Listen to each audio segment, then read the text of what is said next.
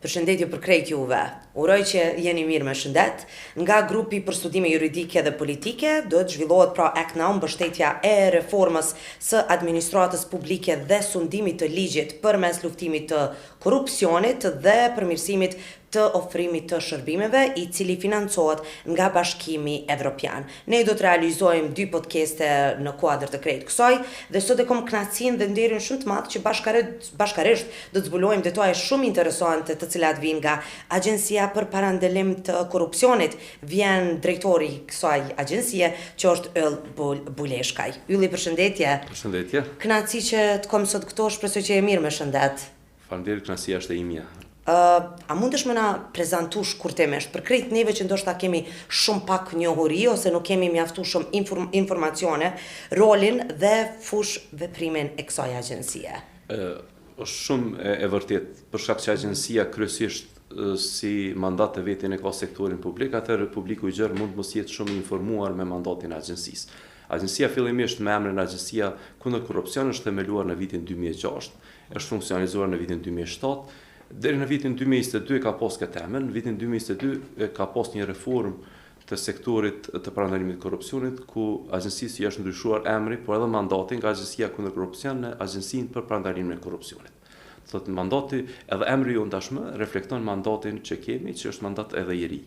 Edhe pse edhe më herët ka pas mandat të ngjashëm. Agjencia kryesisht njihet për deklarimin e pasurisë, por ka edhe pjesë tjera të punës që janë mjaft të rëndësishme. Përveç deklarimit të pasurisë, e cila është bazë e punës sonë, kemi punë mjaft të rëndësishme edhe parandalimin e konfliktit të interesit në ushtrimin e funksionit publik, sepse duke pas parasysh shoqërinë kosovare, e cila është mjaft e vogël, është shumë lehtë që të vihet deri te vendimmarrja me konflikt interesit. Një punë tjetër mjaft të rëndësishme e agjencisë është edhe shërtimi i raportimeve përmes kanalet të sinjalizimit të jashtëm, dhe jemi institucion që monitorojmë zbatimin e sinjalizimit apo kanalet të sinjalizimit të brendshëm brenda institucioneve publike. Një detyrë tjetër mjaft e rëndësishme e agjencisë është shërtimi i legjislacionit për masa kundër korrupsion, është vlerësimi sektorial kundër korrupsion. Çfarë mosa merrni ju për me parandalu korrupsionin? Po pikëpari duke synuar transparencën e zyrtarit publik. Vetë bërja publike e kuletave të zyrtarit publik është mos parandaluese e korrupsionit. Po ashtu kujdesi që kemi që mos të vijë shpesh deri te konflikti i interesit në ushtrimin e funksionit publik, po ashtu është një mos parandalimi. Agjencia i kryen mosat parandaluese, pastaj në qoftë se një zyrtar merr vendim dhe përfitim nga i vendim në konflikt interesit, pastaj mund të bëhet subjekt i hetimeve penale, pastaj rastin ne e kalojmë prokurisë për shqyrtim më të tjeshëm. Një punë mjaft e rëndësishme e jona është edhe monitorimi i strategjisë kundër korrupsion të Kosovës, e cila për momentin nuk është në fuqi, por kemi një mandat mjaft të rëndësishëm duke i ndihmuar për të hartuar, po ashtu edhe për të bërë një vlerësim të pavarur të zbatimit saj dhe i raportojmë kuvendet. Agjencia, edhe herë ndoshta është mirë të kthejmë fillim, është agjencie e pavarur, i raporton kuvendet të Kosovës, drejtori i agjencisë zgjedhet nga kuvendi i Kosovës, nuk ka të lidhje me një ministri të caktuar, edhe pse shumica e legjislacionit të agjencisë sponsorizohet nga Ministria e Drejtësisë. Kosova ka zgjedhur modelin e pasjes së një agjencie plotësisht të pavarur. Sa mirë, pra ju jeni drejtuesi i kësaj agjencie tash e 3 vjet, po? Mirë. Atëherë janë disa procedura që ju ndiqni për me verifiku pasurinë e këtyre personave, apo a mundemi mi ditë disa prej procedurave të cilat kalojnë në verifikimin e tyre? Ne si agjenci një punë mjaft madhe kryjmë të verifikimi i deklarimit të pasurisë, sepse nuk mjafton vetëm deklarimi, do të shihet edhe sa i saktë dhe ka qenë ku ky verifikim. Fillimisht, në gjithë ata që vonohen deri në 15 ditë pranojnë nga agjencia një gjobë, e cila është 30% e pagës së tyre, do të kemi një mos shtrënguese si agjenci. Pastaj nëse vonohen edhe më shumë se 15 ditë, ne jemi detyruar që këto raste të dërgojmë në prokurori. Fatmirësisht, vitet e fundit nuk kemi pasur vonesë më shumë se 15 ditë, do të vit 2 vitet e fundit, kryesisht kemi shqiptuar gjoba, do të në vitin e fundit kemi pasur rreth 100 gjoba, 98 nëse nuk gabojmë, në vitin para prak 32. Arsye pse është shtu mjaft ky numër i gjobave është sepse na është shtuar vitin e kaluar edhe numri i subjekteve deklaruese apo zyrtarëve që duhet të bëjnë deklarimin e pasurisë. Besoj që edhe jo dhe publiku e din që vitin e kaluar gjithë profesorët universitar janë shtuar listës, pastaj gjithë mjekët e sektorit sekondar terciar, po ashtu ka pasur një shtim mjaft madh edhe të zyrtarëve nga policia e Kosovës, gjithë ata që kanë kryer detyra hetimore, tashmë kemi gjithë zyrtarët e administratës tatimore, kemi gjithë zyrtarët e doganave, të cilët janë të obliguar. Nuk kanë qenë këta më herët? Këta më herët nuk kanë qenë. Okej, po Kanë qenë pozitat udhëheqëse, por ju të gjithë. Tashmë i kemi i rreth 12.000 nga më pak se 5.000 që kanë qenë 2 vite më herët, tashmë i kemi 12.000 zyrtarë që janë të obliguar ta bëjnë deklarimin e pasurisë. Dhe data për deklarimin e pasurisë kur starton dhe kur mbaron? Deklarimi kryhet në 3 faza. Faza e parë, secili që pranon pozitën zyrtare duhet ta deklarojë pasurinë brenda 30 ditëve nga pranimi i kësaj detyre. Që është një formë ne quajmë fotografim i hyrjes në sistemin publik. Duhet të deklarojë gjithçka që ka në atë moment. Pastaj është deklarimi i rregullt të pasurisë, i cili kryhet çdo vit për vitin para prakut, do të për 1 janar deri në 31 janar të vitit para prak, do të fillojë të kryhet nga 1 marsi deri në fund të marsit. Do të marsi është muaji i deklarimit të pasurisë. E pastaj kemi edhe një formë të fundit të deklarimit të pasurisë, e cila është me mbarim të funksionit publik. Gjithë ata që mbarojnë, shkarkohen, dalin në pension e tjerë, janë të obliguar që brenda 30 ditë nga kjo datë të kryejnë edhe një herë deklarimin e pasurisë, do të kemi një pasqyrë të qartë se si një zyrtar publik e kryesisht politik ka hyrë në sistem, se si ka lëvizur pasuria e tij apo saj sa ka mbajtur funksionin publik, e pastaj se si ka qenë gjendja kur ka përfunduar mandatin e vet. Ne pastaj kemi disa analiza tona, verifikimin e bëjmë duke kontaktuar secilin institucion që mund të na ofrojë informata. Edhe pse zyrtarët publik pagat e tyre i marrin përmes sistemit të pagave, i cili po ashtu është publik, ne e verifikojmë që ai kanë deklaruar sakt duke kontaktuar për shembull thesarin e Kosovës, i cili na jep informata të qarta se sa kanë qenë të hyrët nga paga, sa kanë qenë me ditje, sa kanë qenë të hyra nga udhime zyrtare të tjera. Dhe ju bazoni në krejt ato informacione. Ato informata për të dhëna tjera nëse posedojnë biznese, ne kontaktojmë administratën tatimore për të pasur se ka qenë qarkullimi, sa ka qenë deklarimi i fitimit, nëse është shoqërimi përgjithësi kufizuara, ka pasur ndarjet e dividendës për pronarët apo jo. E gjitha këto i kryjmë, do të thotë. Ka raste kur dalin që janë të kundërta nga ato se çka raportojnë? Po, ka raste. Po të mos ishte kështu, ne nuk kishim pas nevojë të ekzistojmë fare. Definitivisht, nuk jemi këtë njerëz të mirë. Ka disa ndoshta bëjmë me gabim me pas qëllim, po tjetër që e bëjnë edhe ndoshta edhe me qëllim. Ka do të zbulojmë mjaft shumë, vitin e kaluar nëse nuk gabojmë kemi rreth 50-60 raste që kemi identifikuar. Ka pasur edhe zyrtarë të cilët kanë dështuar të deklarojnë pronet e palojshme, kanë pasur parcelat të tokave të ndryshme, kanë pasur pronat banesa e tjera, apo ka të tjerë, për shembull ne kemi kontakte dhe marrëdhënie mjaft mira edhe me regjistrin e veturave, nëse dikush harron ta regjistrojë veturën që posedon e vlera saj është mbi 3.000 euro, për neve shkelje, se secila diferencë mbi 3.000 euro nga ajo deklaruar për neve konsiderohet sipas ligjit shkelje, rrëdhimisht ne e përgatitim kallëzimin penal për ta dhe i dërgojmë në prokuri. Faleminderit shumë Ylli që po na jep këto informacione, se ndoshta jo gjatë kemi njohuri sa i përket këtyre detajeve të cilat ndoshta për zyrtarët janë vetëse të ditura, por për publikun janë jo dhe aq të ditura dhe nuk i kemi ditë detajet e sakta. Po besoj ka vend edhe për zyrtarët që të edukohen ende, ta shohin ta dinë rëndësinë e këtij procesi. Fillimisht është transparencë e tyre dhe llogaritën ndaj publikut të gjerë, sepse ne si sektor publik ne paguajmë me taksat e qytetarëve. Qytetarët kanë të drejtë të dinë se kush janë ata që veprojnë në emër të tyre. Edhe unë, edhe agjencia, po gjitha institucionet publike veprojnë në emër të qytetarëve duke kryer punën tonë dhe ne kemi obligimin që të jemi transparent ndaj tyre. Kushdo që nuk ka dëshirë të jetë transparent, mund të punojë në sektorin privat. Sektori privat ka kritere tjera, ku paguon tatime tjera, por nuk ka nevojë që të jetë kuleta e tij plotësisht transparente për publikun. Kështu që ne gjithmonë tentojmë të rregojmë zyrtarëve, të informojmë që mos ta marrin negative këtë deklarim pasurisë për shembull, kjo është pozitive, është transparencë, këtë mënyrë ne besojmë që e bëjmë pak më të mirë Kosovën, sepse i tregojmë që zyrtarët nuk jemi të korruptuar, ne kemi pasuruar shumë, edhe nëse jemi pasuruar kemi mënyrat legjitime të pasurimit, mund të kenë disa që kanë biznese të ndryshme, kemi politikanë, deputet që kanë pasur pasuri miliardëshe, milionëshe, Kjo transparencë, qytetarët tregon që këtu janë të lehtëshme. Edhe din sakt për nga burohen. Ne pashtu për periudhën sa janë zyrtar publik, ne aq sa mundemi shikojmë burimin e tyrave. Nëse dikush nuk është vetëm deklarimi, për shembull, nëse dikush e deklaron ta themi një banesë të re, një apartament të ri, nëse nuk ka pasur ne pyesim se ku i ka marrë do të holla për ta ble. Do ta shpjegoj se si ka ardhur deri nëse të hyret nuk e mbulojnë shpenzimin, e pastaj kemi e shohim si rast të dyshim dhe mund ta dërgojmë në prokurori për shkak të kësaj mungesës. Po du mundu tek tek bashkëpunimi që ju keni me gjykatat dhe me prokurorin lidhur me akt akuzat për mos deklarim të pasurisë ose krejt kjo. E gjeni bashkëpunimin, e keni bashkëpunimin e mirëfillt me gjykatën dhe prokurorin lidhur me këtë?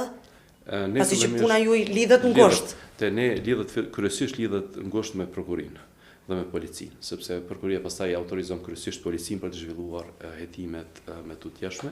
Ne kemi një përmirësim të marrëdhënieve si agjenci me prokurorinë, dhe kjo ka ndodhur vitet e fundit, o 3 vitet e fundit, po besoj që tashmë nuk ka rast që ne dërgojmë dhe nuk pranojmë informat kthyese se ku është rasti, a është ngritur akt akuzë, a është mbyllur si rast, se ndonjëherë edhe mbyllet. E për mbyllet të rasteve ne nuk jemi shumë të kënaqur, sepse besojmë që secila kallëzim penal, kallëzim penal i agjencisë do duhet të kthejë një akt akuzë për zyrtarin publik, në mënyrë që mesazhi i publikut dhe i llogaridhënies të shkojë deri në fund, dhe të merret do thotë mesazhi që nuk mund të jesh jo transparent. E pastaj kur ngrihen akt akuzë ne kryesisht thirremi si dëshmitar para gjykatës që ta dëshmojmë atë që kemi ngritur në kallëzimet tona penale. Do të kemi një njësi brenda agjencisë e cila si punë primare ka përfasimin e agjencisë në për sistemin gjyqësor, e poshtë ka disa punë tjera, por puna primare është ajo. Këto raste pastaj ngriten. Kohë fundit ne nuk kemi shumë të kënaqur me vendimarrjen e gjyqësore, sepse kemi një vendimare e cila për ne duket që nuk është krejt ligjore, ka një lehtësim shumë të madh të masave që më herët janë marrë, edhe pse kanë qenë atëherë shumë të lehta, tashmë janë edhe më të lehta nga gjyqësori. Duhet ta shohim këtë vit se si ta adresojmë këtë çështje, përderisa do të me takime të ndryshme me prokurorinë kemi përmirësuar mjaft shumë, na kuptojmë mjaft më mirë. Po besoj tashmë ka mbetur që ne duhet ta shohim mundësinë, sidomos me gjykatën supreme, e cila e vendos një formë praktike të vendimeve gjyqësore. Ne kemi pasur një vendim i cili ka qenë jo shumë i mirë për agjencinë, për agjencinë ka qenë kundërligjor, po për shkak të që gjykata supreme është gjykata më e lartë dhe nuk mund të ankimojmë, ne jemi duke pa mundësitë a mund të ankimojmë atë vendim në kushtetuese, sepse ne nuk kemi sistemi i rregullave të gjykatave përfundon me supreme. Dhe duhet të shohim se si ta përmirësojmë me tutje në mënyrë që të kuptohet të drejtë që transparenca, fshehja e pasurisë është qartë, është vepër penale, ashtu siç e parashek kodi penal. Ne kemi një nen në kodin penal, i cili e parashek që edhe vonesa, po edhe mosaksia është vepër penale. Ne kërkojmë që gjykata ta zbatojnë kodin penal ashtu siç janë të obliguara me ligjet e kushtetutë. Ju e përmendët që aktualisht janë rreth 12.000 zyrtar publik të cilët janë të detyruar të deklarojnë pasurinë e tyre. Cilat janë planet e agjencisë për parandalim të korrupsionit për me rrit këtë numër, sepse e treguat edhe vetë që para disa viteve kanë qenë ndoshta veç deputetët politikanët ata të cilët e kanë deklaruar, ndërka që ndër vite është rritur numri i tyre. Cili është plani për me rrit këtë numër në vitin vazhdim? Agjencia nuk ka një plan për rritje, po ka debat për rritje. Janë disa funksione publike të cilat mund të bëhen subjekti i deklarimit të pasurisë në të ardhmen, sepse ushtrojnë funksione publike. Si për shembull? Ka një debat që notarët mund të jenë subjekte deklaruese, për shkak që ushtrojnë një funksion i cili është publik. Ka edhe oda drejtuese të institucioneve të ndryshme, siç mund të jetë oda avokatëve apo oda notarëve dhe oda e përmbaruesve, të cilët mund të jenë subjekte të mundshme të deklarimit, sepse ushtrojnë funksion publik. Agjencia është e gatshme teknikisht ta përpunoj pa marrë parasysh sa rritet tashmë numri i subjekte deklaruese. Në aspektin e pranimit të dokumentave tashmë kemi zhvilluar një sistem për pranimin e tyre, do të deklarimi bëhet tashmë elektronik, nuk ka asgjë me letër. Verifikimi po ashtu bëhet përmes sistemit elektronik, kemi një sistem që quajmë sistem për menaxhimin e rasteve, gjithçka është në formë elektronike. Tashmë kemi me një klik mund ta pritojmë gjithë dosjen, nuk ka nevojë që të shkojmë në arkiv dhe kemi punu mjaft shumë në digitalizimin e shërbimeve tona. Ne kemi punu mjaft shumë edhe në aspekte tjera të digitalizimit. Vitin e kaluar kemi lansuar një platformë për raportimin e korrupsionit. GLPS ka zhvilluar aspektin softverik, ka zhvilluar aplikacionin për iOS dhe për Android. Tashmë jo vetëm që kemi në web aplikacion, tashmë kemi edhe aplikacion që mund të downloaden për telefona dhe zyrtarët, po dhe qytetarët, po do të shohin ndonjë shkelje që duket që është korrupsion, mund ta raportojnë te ne, e ne pastaj e shohim ka mundësi. Jemi në proces të përdorimit maksimal të teknologjisë për të na ndihmuar në punën tona, sepse në këtë mënyrë mund të lirojmë zyrtarët nga një punë e cila mund të mos jetë shumë produktive, të kalojmë më shumë te analiza e dhënave, sepse ka nevojë për një analizë sa themi njerëzore e jo vetëm automatike të dhënave që pranojmë. Ne teknikisht tashmë mund të pranojmë nëse vendos Kuvandi i Kosovës të gjithë zyrtarët publik edhe 80.000 ne mund t'i pranojmë. Si tilla ne vetëm pastaj kemi nevojë që të na rritet stafi që vët verifikimin dhe pastaj mund të kryet ajo punë pa ndonjë telashe të mëdha.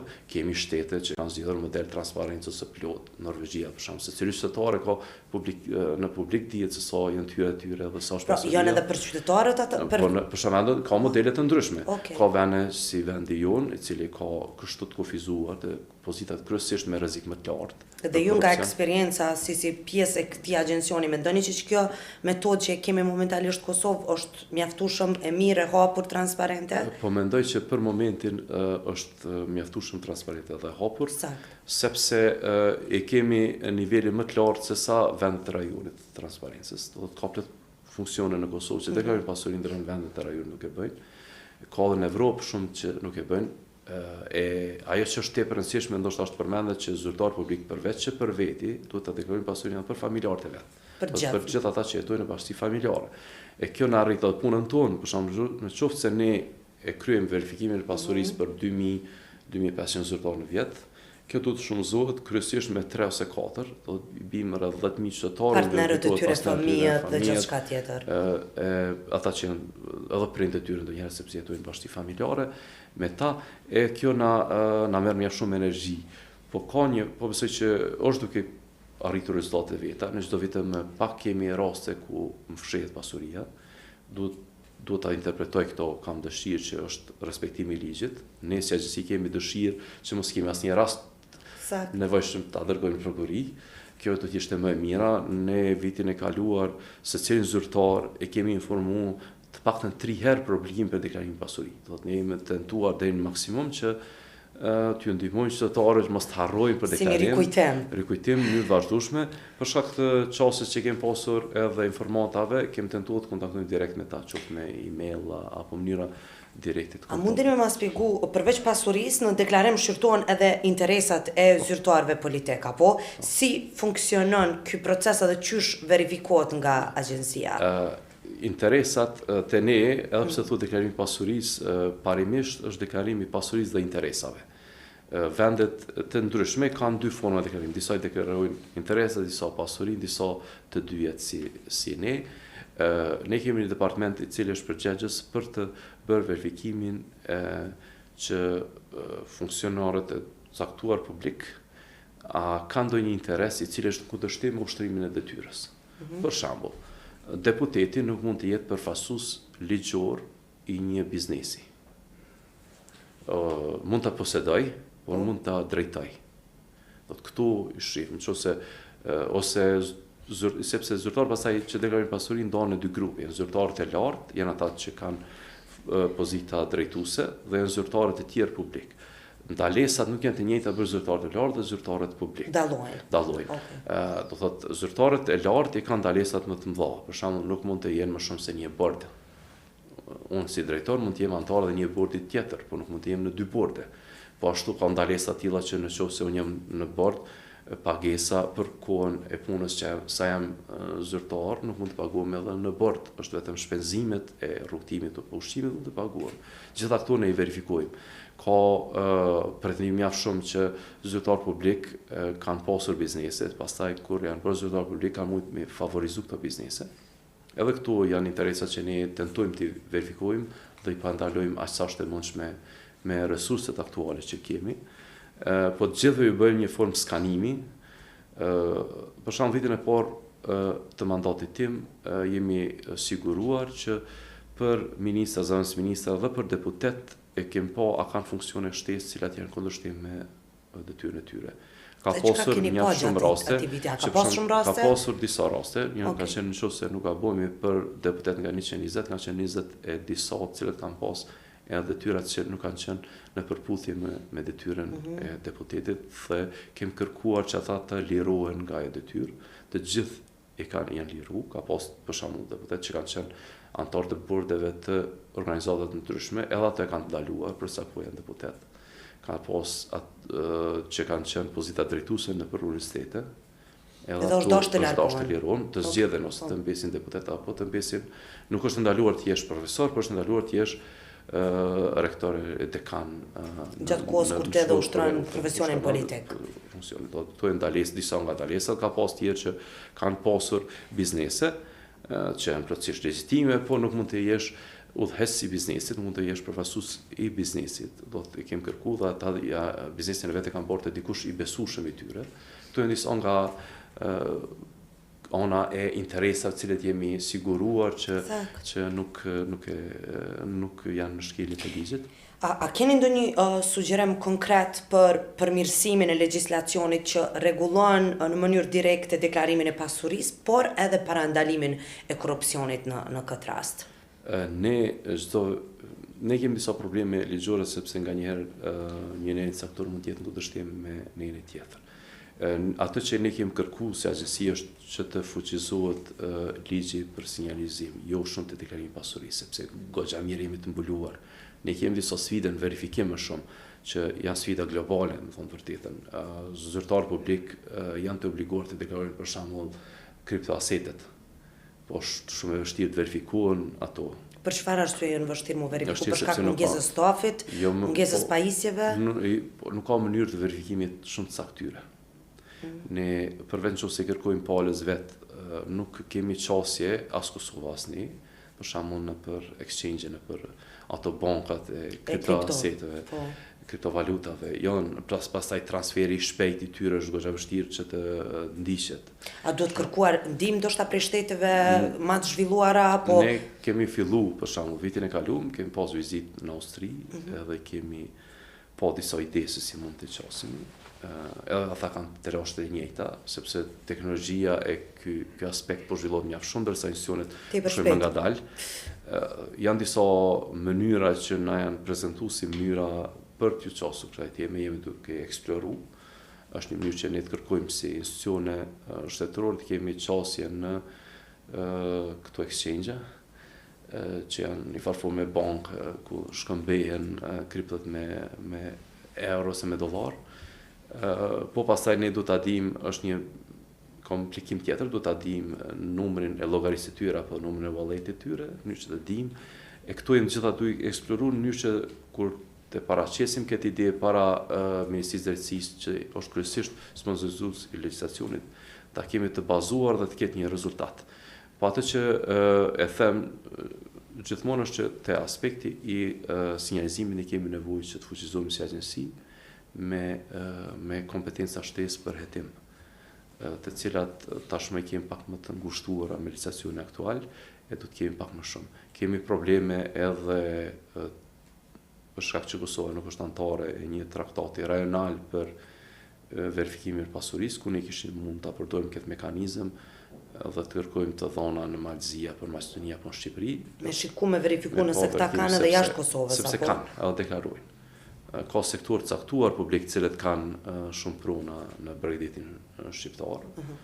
Ne kemi ka disa nga sistemi gjyqësor prokurorial që kanë, po ka të tjerë për shkak të ndërlidhjes së Kosovës me Shqipërinë që ka në Malzi, disa kanë shumë në Serbi, kryesisht politikanë që vinë nga komuniteti serb, ka disa në Maqedoni.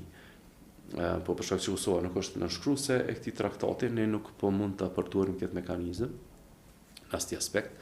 Jemi duke munduar ta kryejmë një po përshon shumë nga dalë një formë të ndryshme duke tentuar që përmes marrëveshje dy palësh misionet e ngjashme të arrijmë këtë, po ka shumë pengesa rrugës kryesisht ka pengesa nga institucione tjera te ne kemi mandat goxha të mirë si agjenci.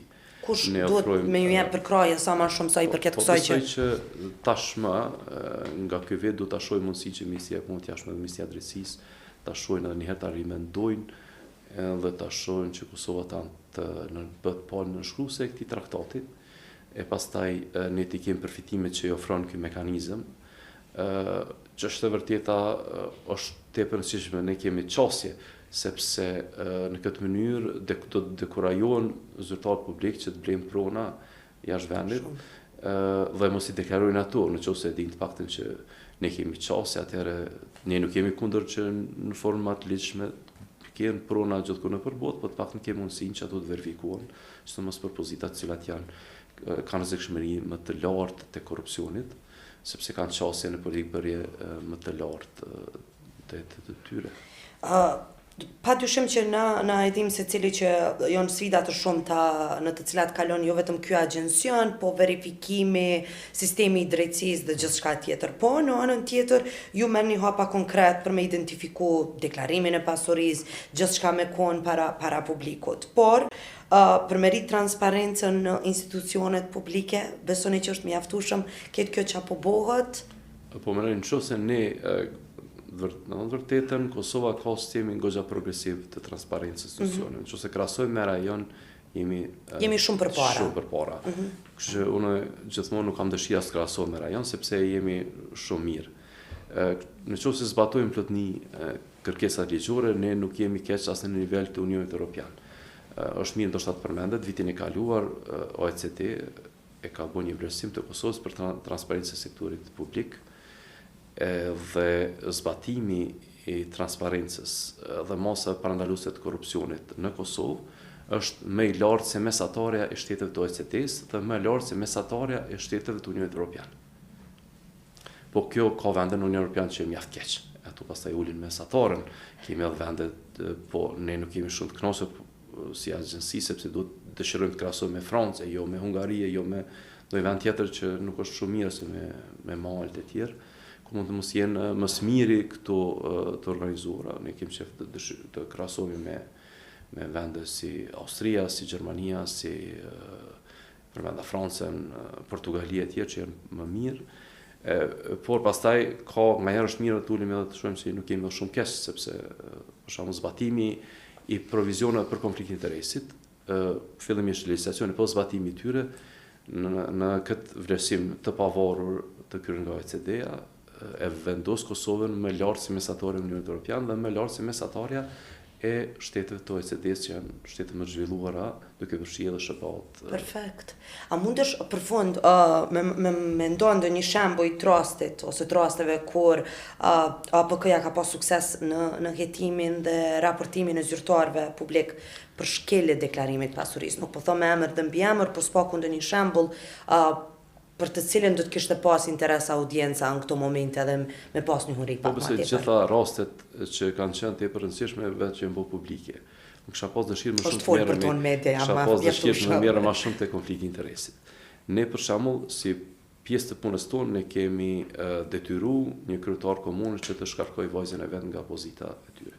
Vitin e kaluar po ashtu një komunë e Kosovës është dashur të anulojë një proces të nderimit në fazën finale, që ka qenë rreth 2 milioni, për shkak që është lidhur në konflikt interesit. Ka pasur procese edhe më herët, ku kemi anuluar vendime të kuvendeve komunale për shkak që janë marrë në konflikt interesi, sepse njerëz, për shembull një asamblist, ka votuar për vete dhe ka ndodhur tokë publike vetes. Këto janë ato që kisha dëshirë të përcjellit. A largohen këta persona momentin që bojnë shkelje të tilla, ju i raportoni? Ne i raportojmë, ne kërkojmë si agjenci fillimisht që të vihet procedura në zero, nëse po flasim për procedurë rekrutimi, kërkojmë që të kthehet në zero. Nëse flasim për procedurë të nderimit, ne kërkojmë që të bëhet zero. Zakonisht i kemi mbi 90% të rasteve respektuar vendimet e agjencisë në plotëni. Pastaj ata mund të ankimohen dhe përmes procedurave gjyqësore vazhdon procedura tjera po fillimisht sepse vendimet tona janë finale nga aspekti administrativ. Ne kemi këtë fuqi që për shkelje të tilla të detyrojmë misionet që të anulojnë ato procedura. Përderisa te deklarimi pasurisë kemi punë direkt me zyrtarët, është me një individ. Te konflikti rrestit kemi me misionet si tërsi. Nëse ne, profesor, është e rëndësishme publik ta di që ne kemi mandat që të kërkojmë anulimin e ndonjë vendimi të Kuvendit Komunal sepse janë marrë në konflikt interesit, apo ndonjë vendim të Senatit të Universitetit caktuar, ose ndonjë vendim ndonjë institucioni kolegjial që ka marrë në konflikt interesit. Kjo është një gjë që publiku është mirë ta di, sepse edhe ne ekzistojmë si agjenci dhe mund të jemi derë ku mund të realizohet ndonjë e drejtë e tyre. Ne, nëse nuk është në mandatin tonë, ne i transferojmë rastet e institucionit që kanë përgjegjësi. Sigurohemi nëse është vepër penale, ne nuk kemi mandat mirë me vepra penale nëse dihet nga fillimi dhe i përcjellim ato në prokurori, sepse prokuroria është përgjegjëse për të jetuar ato. Po kisha pas dëshirë që t'i bëj thirrje gjithë zyrtarëve. Jemi në muajin kur është shumë i rëndësishëm për agjencionin e juaj. Po ne vështirë për ne i bëj thirrje një herë gjithë zyrtarëve publik që në kohë dhe saktë ta bëjnë deklarimin e pasurisë. Është obligim i tyre ndaj qytetarëve, nuk është ndaj agjencisë, është ndaj qytetarëve që të jenë transparent dhe të tregojnë se sa tyrat i kanë pasur, cilat janë interesat e tyre, si ka lëvizur pasuria.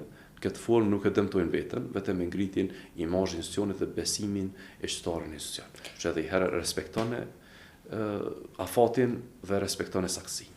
Faleminderit shumë, ka qenë shumë kënaqësi e madhe me na tregu jo vetëm për punën të cilën e bën ky agjencion, por njëjtë kohë se si shkon procedura e verifikimit, sfidat, mangësitë, por edhe padyshimohen pozitive të kësaj agjencie që janë të shumta e për të cilat ndoshta nuk kemi pas mjaftueshëm njohuri, por e dim që kur vjen periudha e deklarimit, verifikimit dhe gjithçka, ju bëheni bashkë. Unë uroj që vitin tjetër ndoshta do të realizojmë sërish intervistë dhe nga krejt ky numri do të bim që të gjithë kanë raportuar, kanë deklaruar pasurinë e tyre në mënyrë dhe në kohën e rregullt. Kjo është dëshira dhe shpresa jonë që zyrtarët publik ta zbatojnë ligjin dhe ne të kemi më pak punë. Kënaqësi shumë e madhe që mu dha mundësia të bisedoj sot me ju.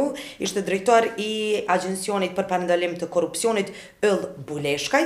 Ndërkaq që unë ju falenderoj shumë juve për vëmendjen tuaj. Mos harroni që grupi për studime juridike dhe politike në kuadër të Act Now, që është mbështetja e reformës së administratës publike dhe sundimit të ligjit përmes luftimit të korrupsionit dhe përmirësimit të ofrimit shërbimeve, i cili financohet nga Bashkimi Evropian, i ofron për krejt juve këto podcasta për me sjell informacionin tek publiku. Faleminderit për vëmendjen tuaj. Shëndet dhe takohemi herave tjera.